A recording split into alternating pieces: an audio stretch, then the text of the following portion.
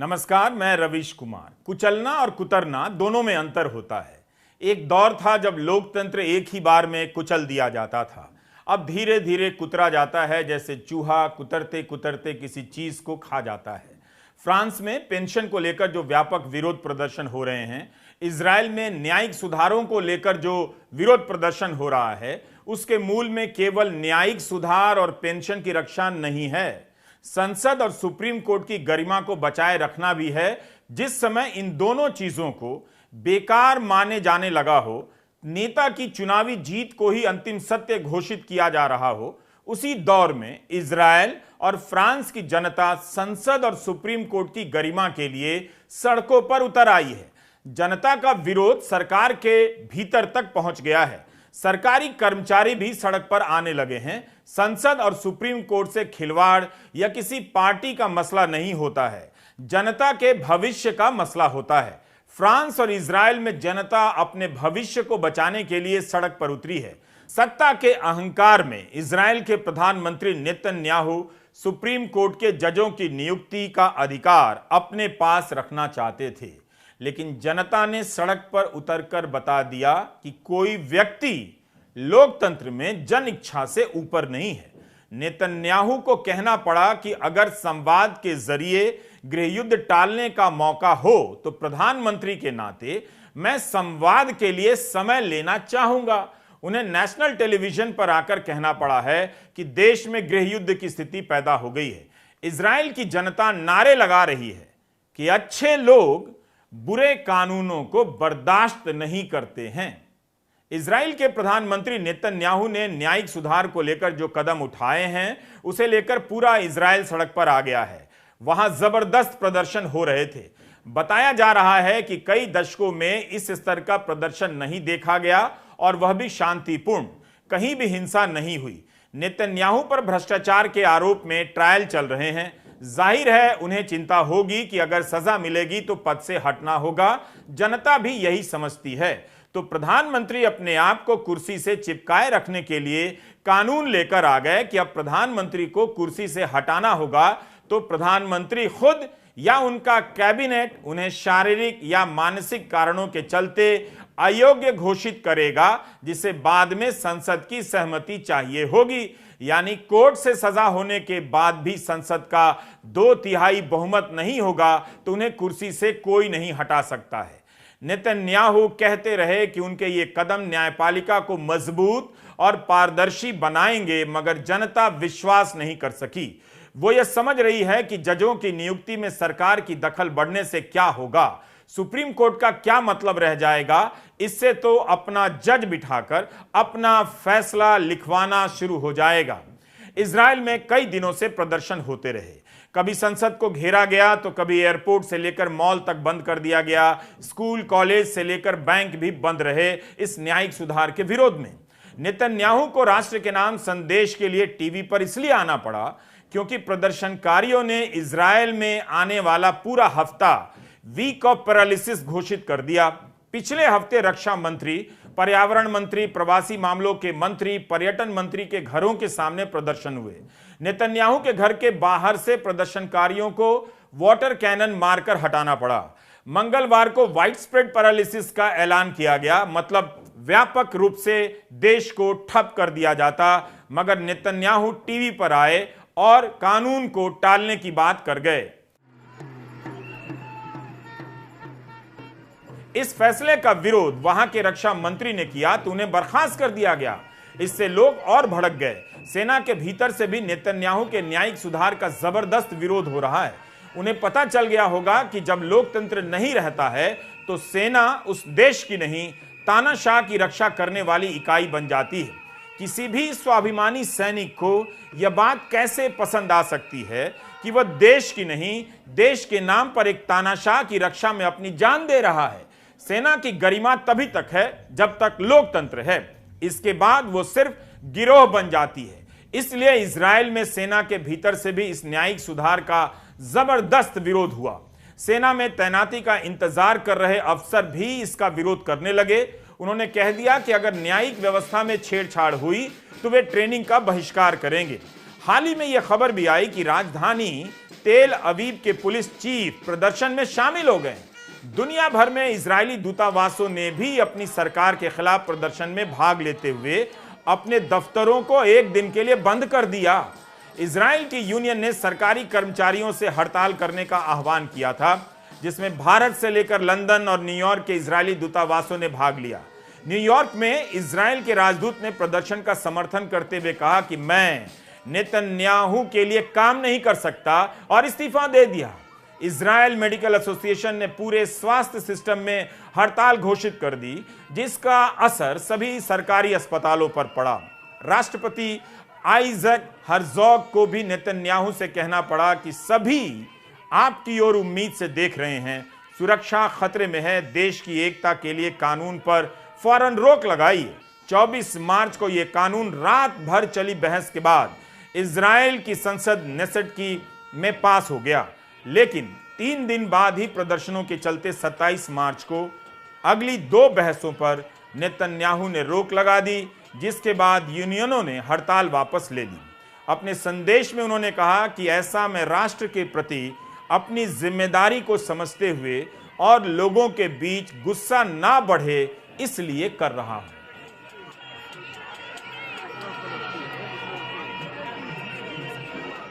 Chronology समझिए। पहले जज अपने हिसाब से नियुक्त कर दो, फिर फैसले को अपने हिसाब से लिखवा लो और कहो कि कोर्ट का फैसला है, मानो।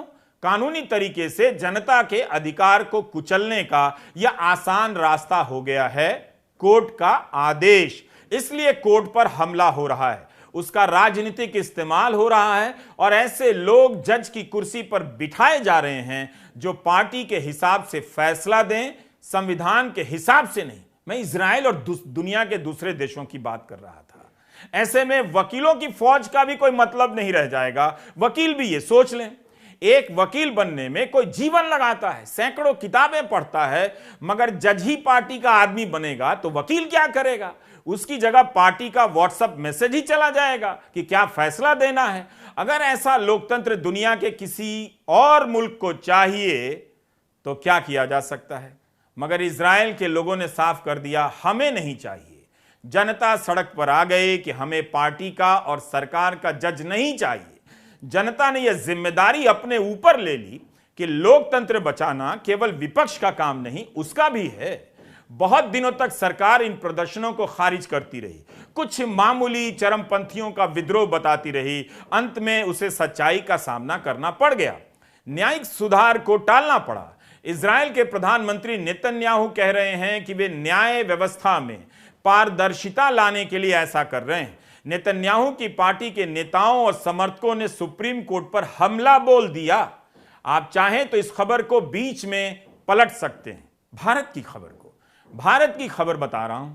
हाल ही में चीफ जस्टिस को ट्रोल किया गया और ट्विटर पर सुप्रीम कोर्ट को लेकर अमर्यादित अभद्र बातें कही गई इंडिया में। 17 मार्च के इंडियन एक्सप्रेस की इस खबर पर नजर डाल लीजिए। सुप्रीम कोर्ट के चीफ जस्टिस DY चंद्रचूड़ को ऑनलाइन ट्रोल किया जाने लगा।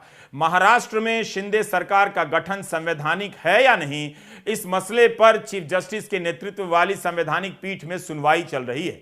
राज्यपाल की भूमिका को लेकर उनकी सख्त टिप्पणियों ने एक राजनीतिक तबके को परेशान कर दिया और उनके बारे में ट्विटर पर अमर्यादित टिप्पणियां की जाने लगी। ट्रोल करने वाले ज्यादातर सत्ताधारी दल से सहानुभूति रखने वाले दिखे। इसे लेकर 16 मार्च को 13 विपक्षी दलों ने राष्ट्रपति द्रौपदी मुर्मू को पत्र लिखा कि यह सही नहीं हो रहा है। कांग्रेस के राज्यसभा सांसद विवेक तन्खा ने यह पत्र लिखा है, जिसे 13 विपक्षी दलों ने समर्थन दिया है। 26 नवंबर 2021 को संविधान दिवस पर पूर्व चीफ जस्टिस NV रमना ने भी कहा था कि सोशल मीडिया में जजों पर निजी हमले बढ़ते जा रहे हैं। अब आइए इजराइल। नेतन्याहू के समर्थक कह रहे हैं कि सुप्रीम कोर्ट इजराइल की जनता का प्रतिनिधित्व नहीं करता है, वो काफी एलीट है, कुलीन है, संभ्रांत है। इजराइल में एक स्वतंत्र कमेटी जजों की नियुक्ति करती है। एक जज की नियुक्ति तभी होती है जब राजनेता और जजों के बीच नाम पर सहमति बनती है। सरकार चाहती है कि उसका दबदबा बढ़े।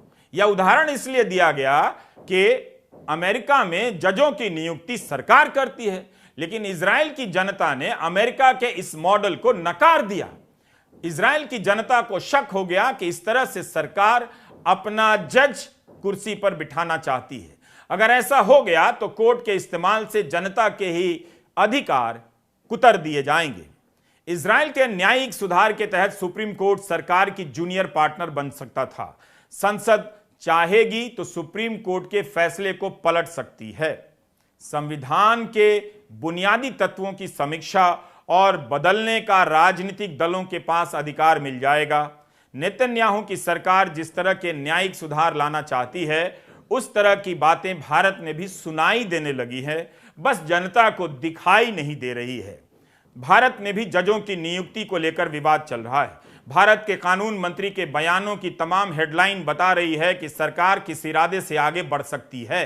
हाई कोर्ट और सुप्रीम कोर्ट सरकार नहीं है, यह कानून मंत्री का बयान है। सुप्रीम कोर्ट चेतावनी नहीं दे सकता, जनता मालिक है, यह भी कानून मंत्री का बयान है। न्यायाधीशों की नियुक्ति प्रशासनिक मामला है, न्यायिक नहीं, यह भी कानून मंत्री का बयान है। कानून मंत्री ने एक ट्वीट को ट्वीट कर दिया जिसमें लिखा है कि सुप्रीम कोर्ट ने संविधान को हाईजैक कर लिया है। भारत के सुप्रीम कोर्ट पर कानून मंत्री की तरफ से ऐसी सख्त टिप्पणी की गई है। किरण रिजिजू का यह बयान भी देख लीजिए कि कुछ रिटायर्ड जज एंटी इंडिया गैंग के हिस्सा हैं। यह हेडलाइन भी देख लीजिए कि कानून मंत्रालय ने सुप्रीम कोर्ट को पत्र लिखा है कि जजों की नियुक्ति पैनल में सरकार के प्रतिनिधि को भी शामिल किया जाए।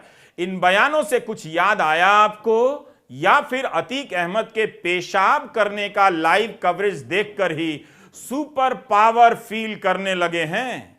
इजराइल की बहस की खबरों को पलट कर देखिए। प्रधानमंत्री बेन्यामिन नेतन्याहू न्यायिक सुधारों के जरिए सुप्रीम कोर्ट के जजों की नियुक्ति पर सरकार की मर्जी चलाना चाहते थे। इस एक बात का ध्यान रखना चाहिए कि वहां की जनता सुप्रीम कोर्ट की इमारत बचाने नहीं उतरी, वह केवल जजों की नियुक्ति की प्रक्रिया को स्वतंत्र नहीं देखना चाहती थी, बल्कि उसका यह विरोध बता रहा है कि वह न्यायिक स्वतंत्रता में किस हद तक विश्वास रखती है। उसके लिए नियुक्ति का मसला तो है ही, सरकार के नियुक्त जजों के फैसले को लेकर भी चिंता है। इजराइल की जनता को पता है कि अपना जज बिठाकर अंत में जनता के ही अधिकार खत्म किए जाते हैं। भारत के चीफ जस्टिस का बयान याद कीजिए। उन्होंने कहा था कि निचली अदालतों में जज सक्षम हैं मगर डर के कारण जमानत नहीं देते। निचली अदालतों में जजों को भय है कि अगर किसी गंभीर मामले में बेल दे देंगे तो उन्हें टारगेट किया जाएगा। अगर न्यायपालिका को राजनीतिक दबाव में यहां तक पहुंचा दिया जाए तब फिर क्या बचेगा? आप नियुक्ति की प्रक्रिया को स्वतंत्र करके भी न्यायिक स्वतंत्रता हासिल नहीं कर सकते हैं। राहुल गांधी की सदस्यता जिस फैसले से गई है उस फैसले की प्रक्रिया पर भी कांग्रेस की तरफ से सवाल उठाए गए हैं। इस सवाल का कम से कम ठीक से उत्तर दिया जाना चाहिए था। अगर इसमें जरा भी सच्चाई है तो बहुत खतरनाक है। जयराम रमेश ने भी ट्वीट किया है कि 7 फरवरी को लोकसभा में राहुल गांधी के भाषण के 9 दिन बाद 16 फरवरी को उनके खिलाफ मानहानि का मामला तेज होता है।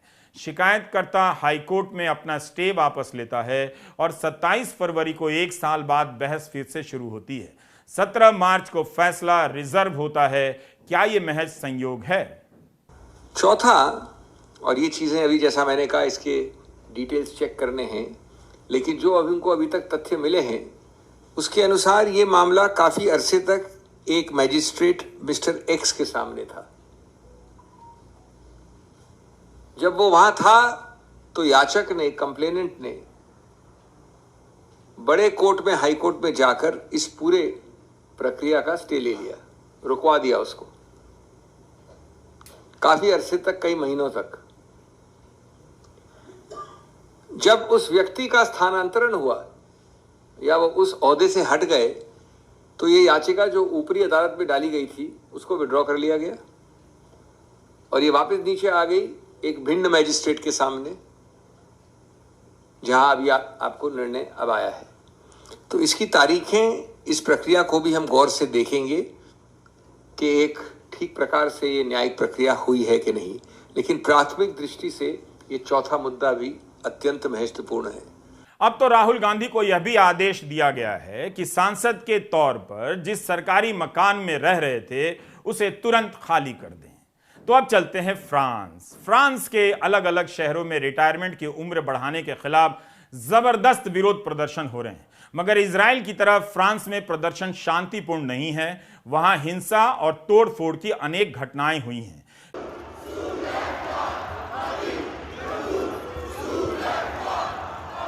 कई जगहों पर प्रदर्शन हिंसक हो गया और पुलिस पर भी हमला हुआ, दुकानें तोड़ी गईं। आखिर रिटायरमेंट की उम्र 62 से बढ़ाकर 64 साल करने में ऐसा क्या है कि लोग सड़कों पर उतर आए? पेरिस की सड़कों पर कचरा भर गया, सफाई कर्मचारियों ने कचरा उठाना बंद कर दिया। बीबीसी ने लिखा है कि 6 मार्च से सड़कों पर से कचरा नहीं हटाया गया है। स्कूलों के टीचर भी इसमें शामिल हैं, उनके छात्र भी विरोध प्रदर्शन में हिस्सा ले रहे हैं। रेलवे के कर्मचारी भी विरोध प्रदर्शन कर रहे हैं। मीडिया रिपोर्ट के अनुसार 2/3 फ्रांस इस सुधार के खिलाफ है। फ्रांस के राष्ट्रपति मैक्रों की लोकप्रियता घटकर आधी रह गई है। सरकार की तरफ से दलील दी जा रही है कि 2030 तक पेंशन भोगियों की संख्या 2 करोड़ हो जाएगी। इससे सरकारी खजाने पर बहुत बोझ बढ़ेगा, बजट घाटा बढ़ता चला जाएगा। इकोनॉमिस्ट ने भी लिखा है कि 2004 के आंकड़े के अनुसार 1 करोड़ 30 लाख पेंशन भोगी हैं। फ्रांस अपने जीडीपी का 14% पेंशन पर खर्च करता है। अमीर देशों की तुलना में फ्रांस पेंशन पर 2 गुना पैसा खर्च कर रहा है। मैक्रों की सरकार इस सुधार को पास करने के लिए तमाम यूनियनों से कई दौर की चर्चा कर चुकी है। संसद में 175 घंटे की बहस हुई। जिस तरह से भारत में कृषि कानून बिना किसी चर्चा के लाए गए, उस तरह से नहीं हुआ। इस सुधार पर काफी विचार विमर्श हुआ है। सभी यूनियनों ने ऐसा करने से मना किया। सरकार सहमति नहीं बना पाई और फ्रांस में कई दौर की राष्ट्रीय हड़ताल भी हुई कि मैक्रों इस सुधार को न लाएं। मगर मैक्रों को लगा कि संसद में बहुमत नहीं प्राप्त होगा, तो उन्होंने संविधान के विशेष प्रावधान का इस्तेमाल किया। आर्टिकल 49.3 का इस्तेमाल कर इसे पास करा लिया। फ्रांस की जनता अब इस बात से भड़क गई है कि संसद को बाईपास कर इस कानून को क्यों पास कराया गया।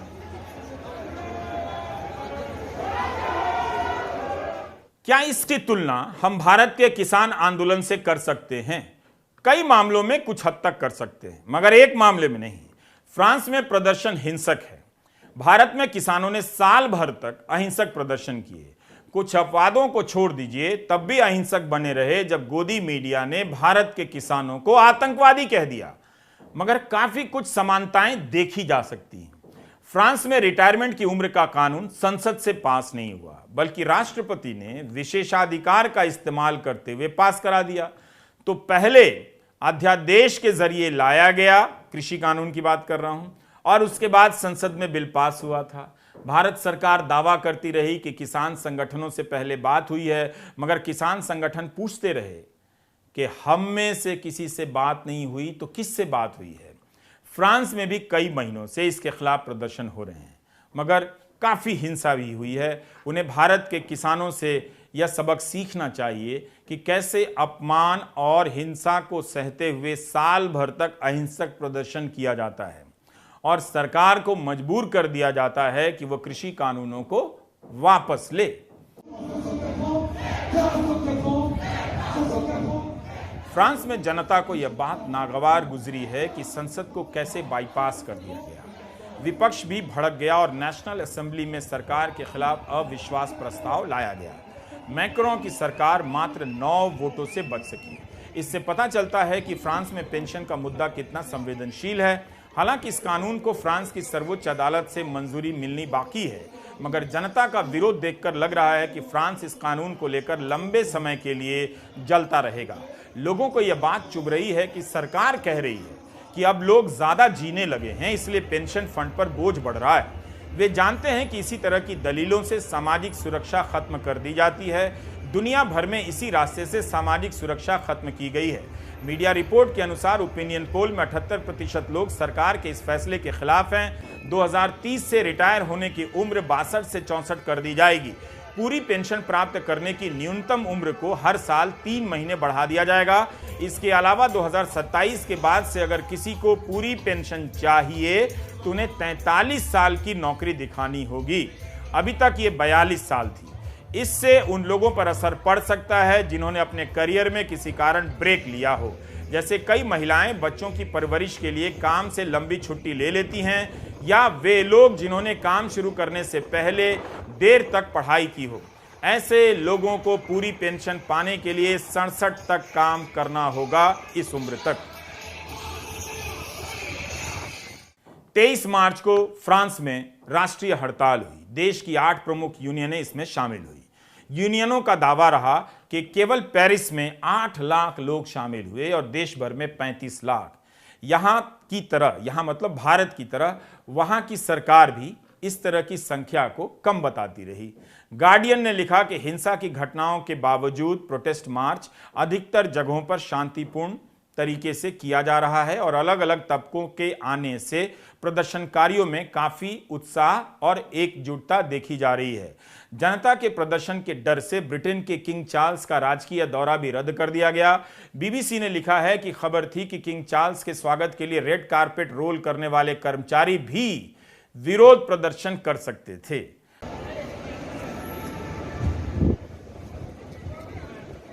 पेरिस में 900 से अधिक जगहों पर आगजनी की घटना हुई है। 20 दिन से कचरा साफ नहीं हो रहा है और बोर्डो शहर में जहां चार्ल्स को जाना था वहां के टाउन हॉल के दरवाजे को आग लगा दी गई। तो मैक्रोन सरकार ने चार्ल्स से अपना दौरा टालने के लिए कह दिया। आपको उमर खालिद का केस याद होगा। अमेरिका के तत्कालीन राष्ट्रपति ट्रंप का दौरा होना था, इसकी कोई सार्वजनिक सूचना नहीं थी। फिर उमर पर आरोप लगा दिया गया कि उसने कथित तौर पर ट्रंप के आने पर दंगों का षड्यंत्र रचा। ट्रंप के आने की जानकारी न्यूज में भी नहीं थी। मगर पेरिस में आशंका है कि लाल कालीन बिछाने वाले बगावत कर सकते हैं। फिर भी किसी को जेल में नहीं डाला गया और ना ही मजबूर किया गया कि आप सरकारी कर्मचारी हैं तो हर हाल में दरी कालीन बिछाते रहेंगे। अब थोड़ी बात मदर ऑफ डेमोक्रेसी की कर लेते हैं। ये दुनिया में एक ही है। ऑर्डिनेंस फैक्ट्री के हजारों कर्मचारी निजीकरण के खिलाफ विरोध कर रहे थे। इसके लिए मदर ऑफ डेमोक्रेसी की संसद में बाकायदा एक कानून पास हुआ। संदर्भ यह था कि मोदी सरकार की कैबिनेट ने 16 जून 2021 को फैसला किया कि 41 आयुध कारखाना बोर्ड को 7 निगमों में बांट दिया जाएगा ताकि कारखानों को आधुनिक बनाया जा सके। रक्षा क्षेत्र में काम कर रहे मजदूर संगठनों का दावा था कि मोदी सरकार इसके बहाने इन कारखानों का निजीकरण करने जा रही है। इन संगठनों ने 26 जुलाई से भी सभी कारखानों में हड़ताल करने का ऐलान किया। इन कारखानों में करीब 74,000 कर्मचारी काम करते थे। इसी हड़ताल को रोकने के लिए सरकार 30 जून 2021 को अध्यादेश लेकर आ गई। इसके अनुसार जो भी व्यक्ति अवैध हड़ताल शुरू करता है या उसमें जाता है या ऐसी किसी भी हड़ताल में भाग लेता है उसे 1 साल के लिए जेल हो सकती है। 10,000 रुपए तक का जुर्माना भी हो सकता है। अगर कोई इस हड़ताल के लिए चंदा भी देगा तो उसे 2 साल तक की जेल हो सकती है और 15,000 रुपए तक का जुर्माना।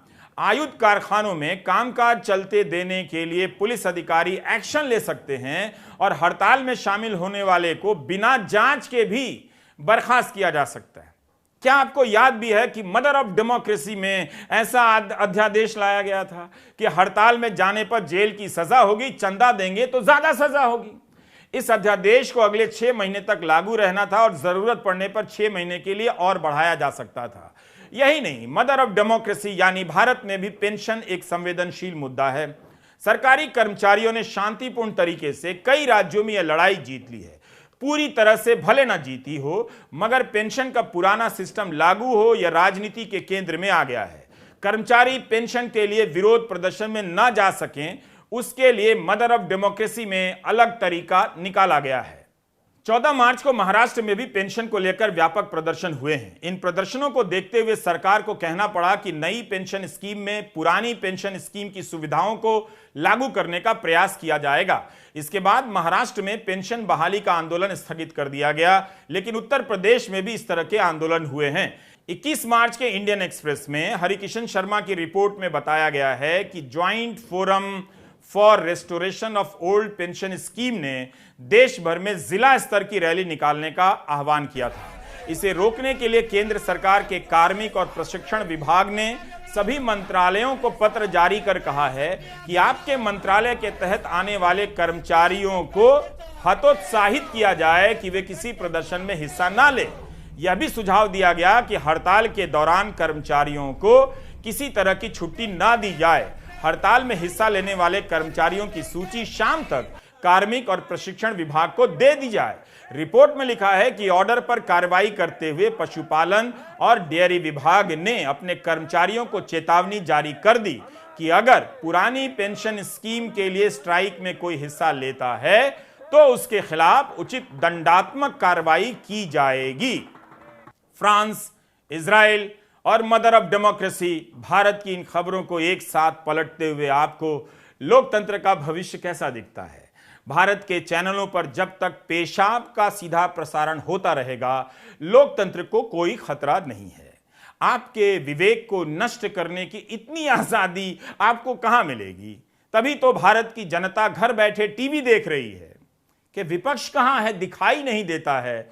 जानती है कि विपक्ष को नहीं दिखाया जाता है, पेशाब का सीधा प्रसारण किया जाता है। उधर फ्रांस और इजराइल की जनता इस तादाद में सड़कों पर उतर आई है कि जनता ही विपक्ष के रूप में दिखाई देने लगी है।